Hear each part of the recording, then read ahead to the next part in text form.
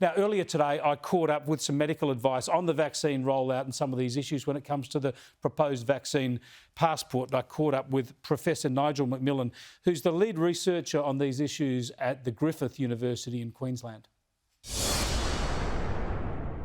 Professor McMillan, thanks for joining us. First up, when it comes to the vaccines, why is it necessary for so much of Australia, for most Australians, to get vaccinated when it's really only the vulnerable, the elderly, who are susceptible to serious implications from this disease? It's a good question. Herd immunity, which is that sort of 70 to 80% for this virus, we need that because not only are we going to protect our old people, but it's going to stop the virus circulating around the community. It won't eliminate the virus, but it'll stop it circulating. Remember, there are going to be people who can't be vaccinated or who have poor immune function and the vaccine won't work, and particularly in the elderly. So this is why we have to get to that level.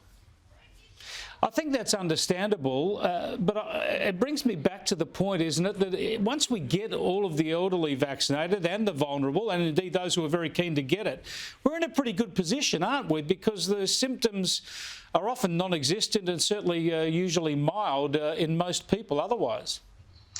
Indeed, but remember, we certainly have had people under the age of 50 who have died from this virus. So there are those who are diabetic, those who are severely obese, those who have compromised immune function for bone marrow transplants, things like that. Those in the community, younger people as well, are still vulnerable to the virus. So, having this herd immunity is in fact an incredibly important public health measure. We will eliminate the deaths by making sure we have our older population vaccinated. But of course, if we want to open up to the world, we're going to therefore have people who may be coming into this country with the virus, and we don't want that to take hold. By having herd immunity, it stops the virus circulating around the community, getting into those old people's homes where perhaps some of those individuals, or the disability sector as well, where some of those individuals haven't got good immune function and therefore the vaccines won't be effective for them. Yeah, indeed. I mean, again, I understand all that, but we seem to have changed the rules somewhat in that we, can't open up until we've got that herd immunity. It's a good goal to have, but as long as we allow everybody who's vulnerable to get vaccinated, we know most of them are, we should be in a very good position. And I suppose taking that a step further, when you talk about 70 to 80% of the population, if 25 to 30% of the population, for whatever reason they put forward, don't want to get vaccinated, in the end, that might not be a problem, will it, if we get to, say, 70% without them? No, that's no problem, and I think people have to have choice. So I'm certainly not a fan of mandatory vaccination, and we can certainly handle a certain part of the population not being vaccinated. Every virus has, of course, a different level. So measles virus, for example, is incredibly infectious, and we need 95% coverage to stop that virus circulating around the community. And we already know what happens if we don't do that. We saw it, for example, in the Pacific in New Zealand last year.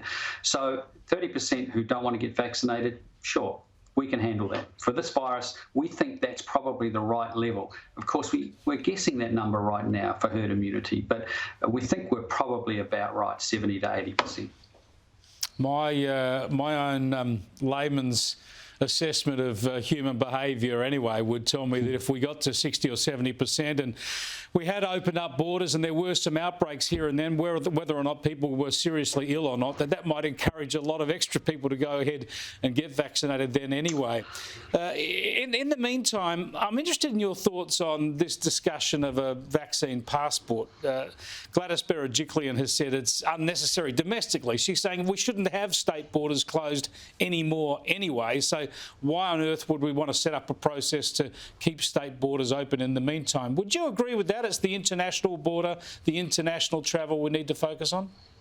I agree. I think that the international border, clearly, we've already got a system by which we regulate, entry and exit. We have passports. We have a system in place. I can see how you can plug into that system. Australia will want people who visit this country or come here to be vaccinated. That's clear, and lots of other countries will require that. In fact, some countries already do that, the European Unions, Iceland, etc. But domestically, within our internal state borders, we've never had a document to travel between those, and I agree with the Premier that I think that's probably just a bridge too far. Well, there you go. There's three of us in agreement. You're the medical expert, she's the political expert, I'm the mug punter, but I think that makes a lot of sense. Thanks for joining us, Professor. I appreciate it. No problem, Chris.